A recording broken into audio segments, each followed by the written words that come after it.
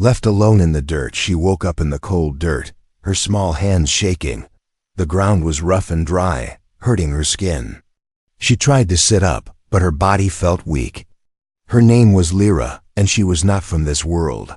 Her skin was a soft blue, and her big golden eyes blinked as she looked around.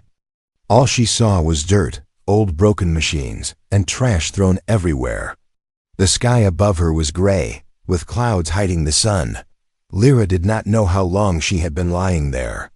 She only remembered voices angry and scared. Her own people, the ones who promised to protect her, had left her behind. They had said she was too weak, too different, too much trouble. Lyra had cried and begged, but no one listened. Now she was truly alone. Her throat was dry. She tried to call out, "Is anyone there?" But her voice was only a whisper. The only answer she got was the cold wind blowing dust across her face. Lyra looked at her arms.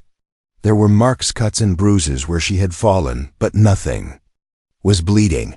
She tried to stand, but her legs shook. She took a few steps and almost fell. Around her, old pieces of metal lay everywhere. She wondered if she could use something for shelter, but every step made her tired. There were no plants, no animals, only the sound of wind and the distant clang of something hitting metal. It felt like a graveyard for forgotten things, and for forgotten people like her. Lyra wrapped her arms around herself and tried to stay warm.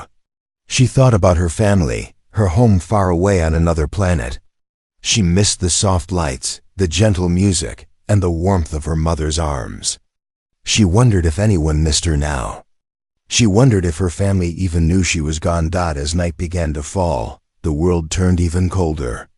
Lyra shivered and looked for a safe place to hide. She found a big piece of broken metal and crawled underneath it. The ground felt hard, but at least the wind was less strong. She curled up in a ball and tried to sleep. Every little noise made her jump. Was it a wild animal? A human? Or maybe her own people had come back to finish what they started. She closed her eyes and tried not to cry, but a few tears rolled down her cheeks. She felt scared and helpless. She missed the feeling of being safe. She missed the sound of friendly voices. Now the only sound was her own breathing and the beating of her heart. Suddenly, Lyra heard something strange. Footsteps. They were slow, heavy, and getting closer. She held her breath and tried not to move. The footsteps stopped very close to where she was hiding. Someone stood just outside, their shadow long and dark on the dirt. Lyra's heart pounded. Was it a human? She had heard stories about humans, how they could be cruel, how they did not like strangers. She remembered what her people had told her before they left. Hide from the humans. They will not help you. They will hurt you. But she was too tired and scared to run. She listened as the stranger knelt down. The person was quiet for a moment, then said something in a soft, rough voice. Lyra could not understand the words, but the voice did not sound angry. It sounded old, tired, and maybe even kind. The person reached into a bag and took out something. It was a small bottle of water. The bottle rolled on the ground and stopped in front of her. Lyra stared at it. Her throat was dry, but she was afraid to move. "Are you hungry?" the person asked, slowly and gently. Lyra still could not understand, but she could feel the kindness in the stranger's voice. Lyra peeked out from under the metal. She saw an old human man. His hair was gray, his face lined with age, and his clothes dirty but warm-looking. He did not look scary. He looked lonely, just like her. The old man waited. He did not come closer, and he did not force her to move. He just smiled a little, put the water on the ground, and sat down nearby. He began to hum a slow song, something soft and old. Lyra listened, surprised. After a while, her fear became less. She slowly reached for the water, drank a little, and looked at the old man. For the first time since her people left her, she felt a tiny bit of hope, but she did not know what would happen next. Was this human really kind? Or would he turn on her like everyone else? As the stars came out and the night grew even darker, Lyra watched the old man carefully. Her heart full of questions and fear. Something in the air told her that her story was just beginning. The old human appears the old man's name was Daniel, though Lyra did not know this yet. Daniel lived alone at the edge of the broken city, where no one else dared to stay. He was used to the silence and the wind, to the feeling of being forgotten. But that night, as he sat by the weak fire and hummed his old song, he kept glancing at the strange shape under the metal sheet. He knew she was there. He had seen the small, trembling blue hand. He was not afraid of her, even though she was not human. He had seen much stranger things in his long life. Daniel had once been a mechanic, fixing machines and building small things for the people who came to him. But as the world changed, fewer people came. Now only the lonely and the lost wandered through the junkyard. Daniel, too, was one of the lost.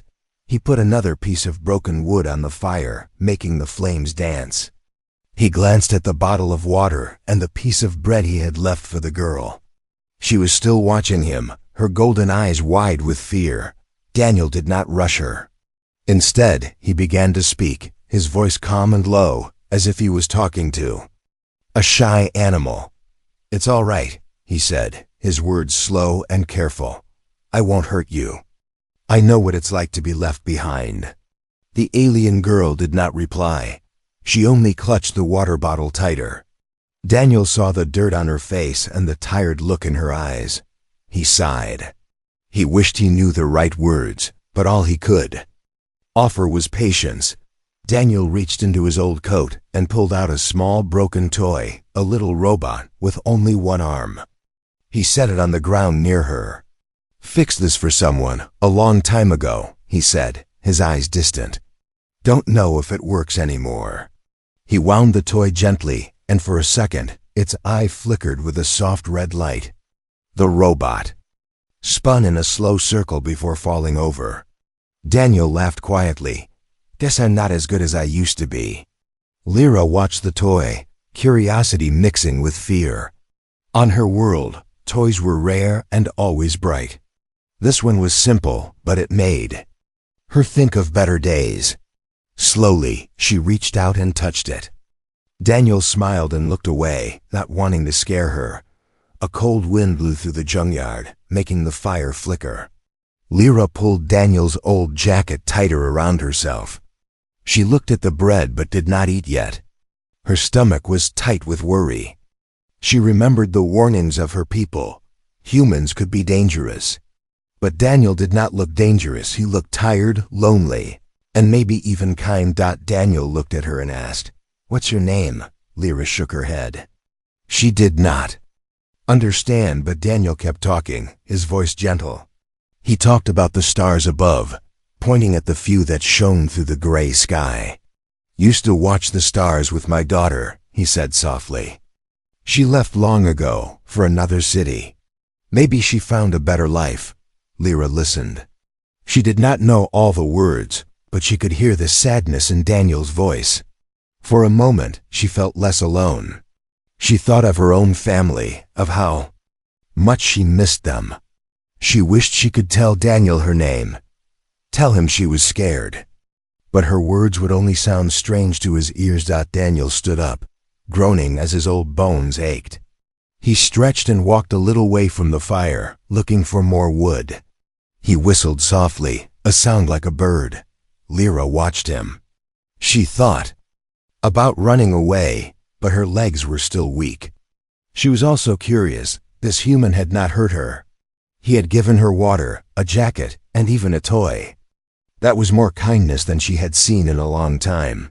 When Daniel returned, he saw Lyra nibbling at the bread. He nodded and smiled, pleased. "Good," he said. "You need to eat if you want to feel better." He took a small notebook from his pocket and drew a simple picture of himself, then of Lyra. He pointed to his drawing and said, "Daniel." He pointed to her, smiling, waiting for her reply. Lyra understood. Hesitantly, she touched her chest and whispered, "Lyra." The Name sounded soft in the cold night. Daniel's face lit up. Lyra, he repeated, trying to say it right. Nice to meet you, Lyra. They sat together by the fire, the strange pair, a tired old human and a lost alien girl. For a long time they did not speak, but it was a comfortable silence. The fire warmed their hands. The night felt less cold. In the distance, a shadow moved. Daniel noticed it first, frowning. He put a gentle hand in front of Lyra, motioning her to stay quiet. Lyra's heart raced. Was it someone dangerous? Another human? Or had her own people come back to find her? They waited, silent and still, as the shadow grew closer. Lyra gripped the toy robot tightly, fear and hope mixing inside her. The fire crackled, and the junkyard seemed to hold its breath. Anything could happen in the darkness. But for the first time, Lyra was not completely alone. Someone was beside her. And in that moment, hope flickered, just like the tiny light in the broken robot's eye. First trust. The sky turned a pale blue as morning broke over the junkyard. Lyra woke to the soft sound of birds somewhere far away and the warmth of the fire still burning low beside her. Daniel was already awake, slowly moving around the camp. He coughed a little, but when he saw Lyra watching, he smiled. For a moment, Lyra forgot her fear. She looked around at the place that was now her shelter. Old car parts, broken metal sheets, wires, and half-buried things made a strange home. But Daniel made it feel almost safe. He set down a small pan and began heating water over the fire. Lyra watched, curious. She had never seen a human do these things up close. On her world, machines did most work. Here, Daniel's hands were strong and skilled, but she noticed how his fingers shook a little. He poured the hot water into a mug, dipped something inside, and offered it to Lyra. She sniffed it carefully. The drink smelled strange but not bad. Daniel saw her nervous face and took a sip himself. See? Not poison, he joked softly. Lyra watched him, then took the mug with both hands. The drink was hot and made her throat feel better. She gave a small, grateful nod. Daniel's eyes twinkled. After breakfast, Daniel stood and stretched. He pointed to himself and said, "Daniel." Then he pointed to Lyra, waiting. Lyra remembered what they'd practiced last night. "Lyra," she said quietly. Daniel clapped his hands in delight. "Lyra," he repeated. Lyra felt her cheeks warm. No one had ever looked so happy just to know her name. Daniel began his daily work, fixing a broken wheel and cleaning up old tools. Lyra followed him, watching everything. Sometimes Daniel would explain what he was doing, using slow, simple words and gestures. He showed her how to use a screwdriver, how to turn a bolt, and how to wipe grease from her fingers. Lyra tried, awkward at first, but Daniel was patient. He cheered when she got it right and laughed kindly when she made a mistake. As the morning went on, Lyra helped Daniel gather things. They found a small radio, broken but shiny. Daniel sat down to fix it, and Lyra handed him tools when he asked. She started to feel a little proud of herself. She could do things too. While Daniel worked, he told her stories about the old days. He talked about his daughter, how she used to run around the junkyard and laugh, how she loved to build tiny robots out of scraps. Lyra listened, even if she could not understand every word. Daniel's voice was gentle, and his stories made the cold junkyard feel warmer. For the first time since being abandoned, Lyra felt something new, a spark of trust. Daniel had not hurt her. He had not shouted or forced her to do anything. He gave her food, warmth, and kindness. She wanted to believe he was different from the others she had known. As they worked, Daniel found a small round object with buttons. He pressed one, and it made a funny sound. Lyra giggled, a soft sound like wind chimes. Daniel grinned. "Music," he said, handing it to her. Lyra pressed another button, and the object played a happy tune. She danced in a little circle, her bare feet kicking up dust. Daniel clapped in time to the music. Lyra laughed again, and for a moment, the worries of her old life faded away. But soon, a loud noise echoed across the junkyard, a shout in the distance. Lyra froze, fear flashing in her eyes. Daniel put a finger to his lips, signaling her to stay quiet. He listened, his eyes serious. A shout came again, closer this time. Lyra's heart pounded. Were the bad humans coming? Or maybe her own people, back to finish what they started? Daniel moved quickly, hiding Lyra behind a pile of old crates. He whispered, "Stay here, don't move." Lyra nodded, her body shaking. Daniel picked up a metal pipe and walked towards the noise. He was old, but he would protect her.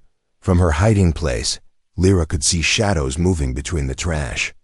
Two strangers entered the junkyard, rough men, their faces covered in dirt, and their voices loud.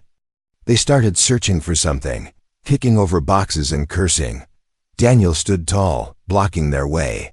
He spoke firmly, telling them to leave.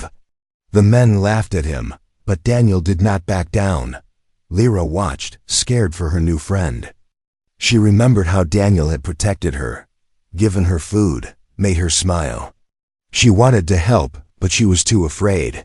The men pushed Daniel, but he did not fall. He shouted, louder this time, and swung the pipe to warn them away. One man stepped closer, but Daniel's eyes blazed with anger. For a moment, the men hesitated. Then, with a final threat, they turned and left, mumbling as they disappeared into the dirt and dust. Daniel waited until they were gone, then hurried back to Lyra. He knelt beside her and checked if she was all right. Lyra threw her arms around, hymning relief, her body shaking. Daniel hugged her back, gentle and strong. For the first time, Lyra trusted someone. She knew Daniel would protect her, no matter what. And as the sun climbed higher, Lyra finally believed that hope could live even in the dirt. Danger returns, evening crept across the junkyard, painting everything in long shadows. Daniel and Lyra sat by the small fire, sharing a meal of boiled roots and hard bread. Lyra felt safer now, her fear slowly turning into trust. The memory of Daniel standing up to the strangers gave her courage. Still, deep inside, she knew this peace could not last forever. That night, as the stars peeked through the broken clouds, Daniel showed Lyra how to make a simple trap using wire and scraps. "Keeps wild animals away," he said, demonstrating. With his rough hands, Lyra listened closely, copying every movement. She was eager to learn, wanting to help Daniel just as he had helped her Dot after setting the trap. Daniel leaned back, looking tired but content. "Good work, Lyra," he said, patting her gently on the shoulder. Lyra's heart warmed at his praise. For a moment, she almost forgot she was far from home, but trouble always finds those who are alone. Late that night, Lyra woke to strange sounds, angry voices, and the crunch of heavy boots on metal and dirt. She looked at Daniel, who was already awake, listening with sharp eyes. The voices were not like Daniel's. They were rough, harsh, and cold. Daniel motioned for her to stay quiet and slipped away from the fire, his old pipe in hand. Lyra crouched behind a pile of broken machines, her breath shallow and fast. Her hands shook. The voices grew louder. Shadows danced between the trash piles, moving closer and closer. Lyra peeked through a gap and saw 3 figures, men with hard eyes and dirty clothes, carrying strange weapons. "We saw the light," one man growled, scanning the junkyard. "Must be something worth stealing." Another pointed to the fire. "Look, someone's here." Daniel stepped into the open, his face calm but strong. "This is my place," he said firmly. "There's nothing for you here. Leave us alone." The men laughed, their voices sharp and mean. "Us, we just want a look around, old man," the tallest one sneered. He shoved Daniel's shoulder, making him stumble. Lyra's heart hammered in her chest. She wanted to run, but she remembered how Daniel had protected her before. She squeezed her eyes shut, wishing she could be brave like him. "Go," Daniel repeated, raising his pipe. "You're not welcome." One of the men picked up a broken radio and smashed it on the ground. "You hiding something?" he asked, eyes searching the shadows. "Maybe you got more than junk here." The third man caught sight of Lyra's small face behind the metal. "Hey, what's that?" he shouted, pointing. "He's hiding a freak." The men rushed toward Lyra's hiding place. Daniel jumped in their way, swinging his pipe and shouting. "Stay back!"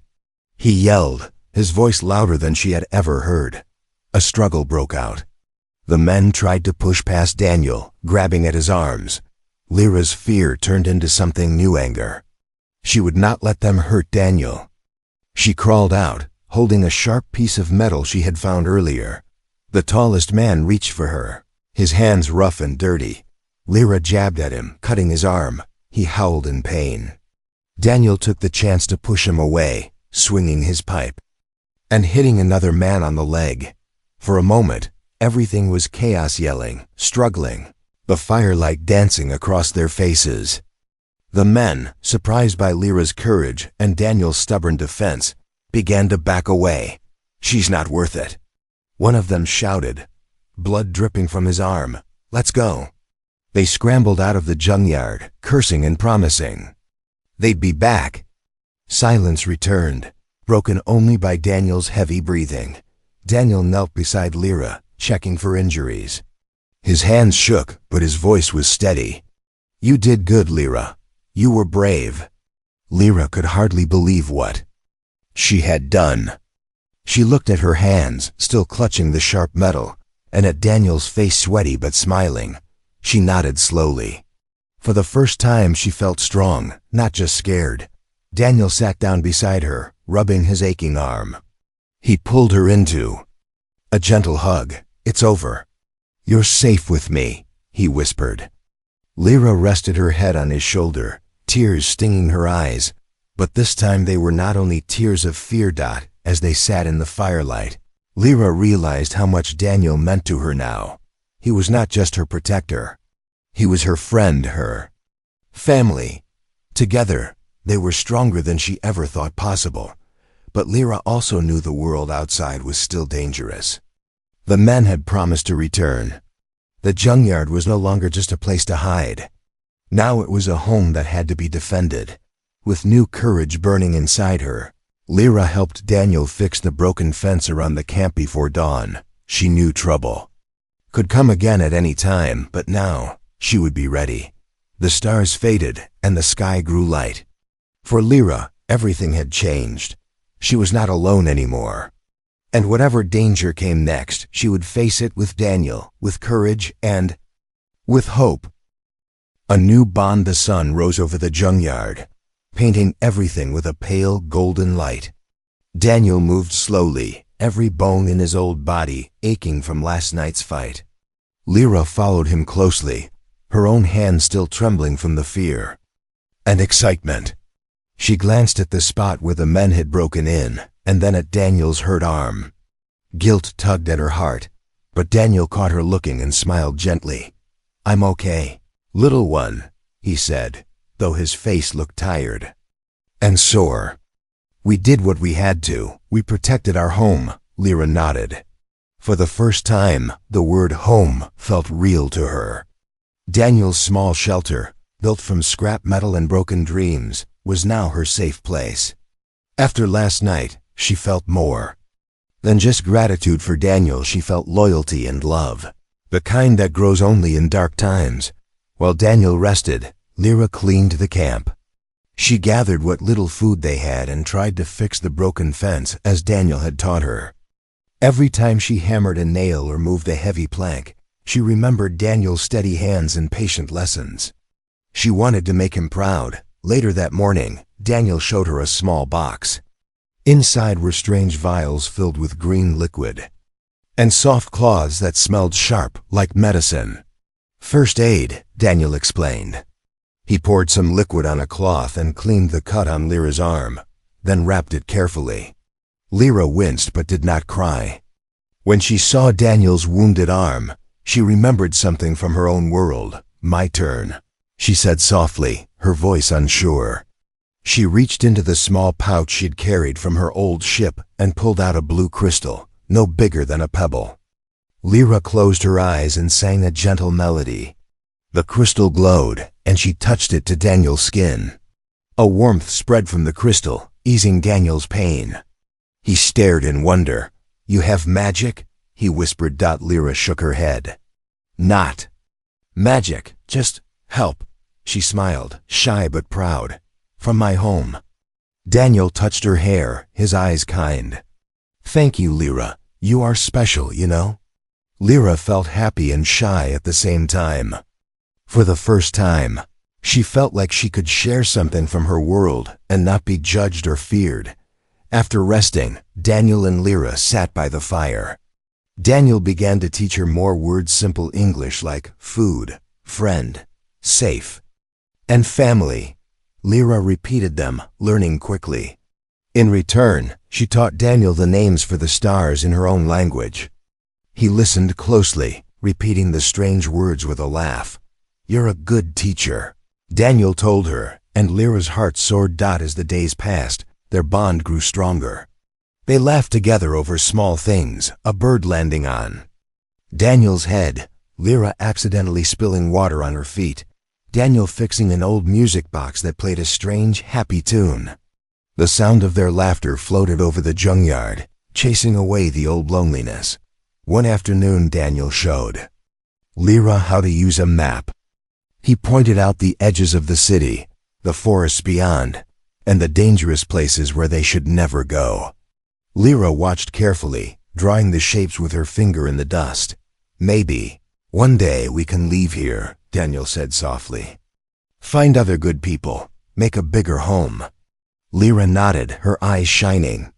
She wanted that too, but even as hope grew, danger was never far.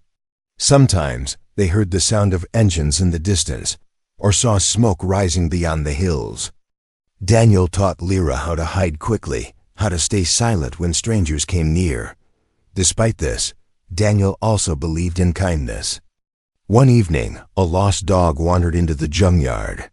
Its fur was dirty, its ribs showing. Lyra wanted to run, afraid it would bite. But Daniel knelt down, whistled softly, and held out his hand. "See? Not all who wander are bad," he said. The dog sniffed Daniel's hand, then licked his fingers. Lyra giggled, and the dog wagged its tail. They shared scraps of food with it, and the animal curled up beside them by the fire. Lyra learned something important that day. Even in a world full of danger, there was room for kindness and second chances. Daniel had shown her that, and now she wanted to show it too. That night, as they lay under the stars, Lyra looked at Daniel and the sleeping dog. She whispered, "Thank you for finding me." Daniel, half asleep, squeezed her hand gently. "No, Lyra," he murmured. "Thank you for staying." In the silence that followed, Lyra knew she was no longer just a lost alien. She was a friend, a student, a healer, and now a part of a new family. The wind outside their camp was cold, but inside, with Daniel by her side, Lyra felt the warmth of hope burning stronger than ever before. Hope in the darkness. Days passed. Quietly in the junkyard, Lyra and Daniel became more than just survivors. They became partners, friends, and family. The small dog they rescued, now named Rusty, followed them everywhere, barking at the crows and wagging his tail when Lyra laughed. Together, they made the broken place feel alive. One cold morning, Daniel woke coughing harder than usual. Lyra noticed his face was pale, his hands shaking when he tried to stand. He waved her off with a weak smile, saying he just needed some rest, but Lyra was worried. She remembered how strong he had been when the bad men came. Now he looked tired and thin, his eyes full of pain he tried to hide. Lyra tried everything she could. She used her blue crystal to ease his aches, sang her people's healing songs, and made soup from wild roots. Daniel thanked her, always gentle, but the sickness did not leave him. He grew weaker each day, sleeping longer, and sometimes shivering. With fever. One night, as wind howled through the junkyard, Lyra sat beside Daniel and held his hand. "You need help," she whispered, blinking away tears. Daniel squeezed her fingers, forcing a small smile. "Don't worry, Lyra," he said. "I've lived a long life. You saved me once, remember?" He coughed again, and Lyra's heart ached. She knew that if she did nothing, Daniel might not last much longer. She stared at the old map Daniel had shown her before. The nearest human town was far away across the fields and ruined buildings. Lyra had never left the junkyard since she was abandoned. The outside world scared her. She remembered what her own people had said. Humans would not help, humans would hurt. But Daniel was human, and he had been nothing but kind. Maybe there were other good humans out there. The next morning, Lyra made a decision. She packed a small bag with food, water, her blue crystal, and a piece of Daniel's jacket for comfort. She hugged Rusty tightly, then knelt beside Daniel. "I go get help," she said firmly. "I come back, promise." Daniel tried to argue, but Lyra was stubborn. She pressed his hand and repeated, "Promise." With her heart beating hard, Lyra left the junkyard for the first time in weeks. The air outside was sharp and cold. She moved quickly, keeping to the shadows, her eyes alert for trouble. She remembered Daniel's lessons, how to hide, how to listen for danger, how to trust her own feet. The world outside was even harsher than she remembered. Tall buildings leaned like broken bones, and the ground was littered with sharp glass and metal scraps. Lyra walked for hours, growing tired and hungry, but she refused to turn back. At sunset, she reached the edge of the human town. Lights glowed in windows. People moved through the streets, carrying baskets and talking in voices Lyra could barely understand. She hid behind a wall, her courage nearly failing. What if they chased her away? What if they called her a monster? But then she remembered Daniel, sick and alone, waiting for her. She took a deep breath, pulled her hood low over her blue skin, and stepped into the street. The humans stared. Some whispered, some pointed. Lyra kept her eyes down, walking quickly toward the building with a red cross Daniel had shown her on the map. She pushed open the door and found a woman in a white coat sitting at a desk. The woman gasped when she saw Lyra's strange face and golden eyes. Who are you?" She stammered, fear and surprise mixing in her voice. Lyra swallowed her. "Fear, my friend, he is sick," she said slowly. "Old man, please, help." At first, the woman hesitated. She had never seen anyone like Lyra before. But then Lyra held out Daniel's jacket and showed her the blue crystal, glowing faintly. "He is good. He is kind, please." Something in Lyra's eyes, maybe her courage, maybe her tears, touched the woman's heart. She stood and called for others. Soon, 2 more humans came, asking questions, some gentle, some afraid. Lyra answered as best she could, telling them about Daniel, about his kindness, about the danger and the loneliness in the junkyard. The humans listened. After a moment, they nodded. "Show us," the woman said. Lyra led them through the ruined city, guiding them carefully around the sharp debris and hidden dangers. When they reached the junkyard, Daniel was barely awake. He blinked in surprise at the humans, his face pale but hopeful. The woman in the white coat knelt beside him, checking his fever and giving him medicine. Lyra sat at his side, clutching his hand. Rusty barked and wagged his tail at the new visitors. "You did it, Lyra," Daniel whispered, pride in his weak voice. "You really did it." As the night turned quiet, Lyra sat by Daniel's side, watching the humans work. For the first time since being abandoned, she felt true hope, not just for herself, but for her friend and for their small, strange family. In the darkest hour, Lyra had faced her fear and found a new kind of light. Everything changes. The days after the humans arrived moved quickly, like a new wind sweeping away the old, heavy darkness. Daniel was still weak, but the medicine and warm food from the human helpers gave him new strength each day. Lyra watched over him, feeling proud and relieved. She knew that if she had not been brave and left the junkyard, Daniel might have been lost forever. She had faced her fears and won. The woman in the white coat, whose name was Dr. Helen, stayed in the junkyard camp for several days. She brought more supplies and a soft blanket for Daniel. She talked to Lyra with gentle patience, slowly teaching her more English words and how to say what she needed. Sometimes, curious children from the town would come and peek through the broken fence, their eyes wide when they saw Lyra's blue skin and shining golden eyes. Rusty barked at them, but soon even he seemed to understand these visitors were friends. One day, Daniel sat up on his own for the first time in many days. His voice was stronger, and he smiled at Lyra. "You saved me, little one," he said. "I always told you hope is never lost if you keep going." Lyra smiled shyly, her heart bursting with happiness. She finally felt that she truly belonged. This place was no longer just a place of broken things and sad memories. Now it was filled with laughter, shared meals, and the hope that came with each sunrise. News of the blue-skinned girl and her story began to spread through the nearby town. At first, some people were afraid. They remembered stories of aliens and wars. But when they learned about Daniel and how Lyra had risked everything to save him, their hearts changed. The children brought her small gifts, a flower, a colorful drawing, a handmade bracelet. Lyra thanked each child, learning their names and teaching them words from her own language. One afternoon, Daniel called Lyra to sit beside him on an old bench. "Lyra," he said softly, "the world will always have people who don't understand, who are afraid of what's different. But we've shown them something stronger: kindness. You taught me that all over again." Lyra nodded, thinking of all the times Daniel had helped her, given her food, taught her, and risked his life to protect her.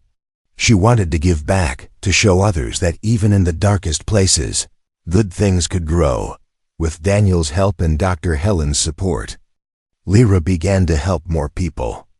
She used her blue crystal and healing songs to comfort the sick, to help wounds heal a little faster. Sometimes the people were nervous at first, but soon, her gentle ways made them smile and laugh. Even the oldest townsfolk began to say, "That girl is special, she's family now." As the junkyard changed, so did Daniel and Lyra's home. The neighbors brought wood and tools, helping fix the old fence and build a new roof. What was once a forgotten pile of metal and trash became a place of warmth and welcome. People brought food to share by the fire. Lyra taught the children to play with the broken robot Daniel had fixed for her on the first night. Daniel, though slower than before, taught everyone how to mend tools and make music from almost anything. One evening, the men who had attacked the camp weeks ago returned. But this time, they did not bring weapons. They came with their heads low, faces ashamed. The townspeople stood beside Daniel and Lyra, showing they would protect their friends. The men left quickly, realizing there was no room for hate in this new place. For the first time since her own kind had abandoned her, Lyra felt safe. She was no longer just an alien, no longer alone in the dirt. She was a friend, a healer, a daughter in a family she had made herself. Daniel grew stronger with each day, though he still moved slowly.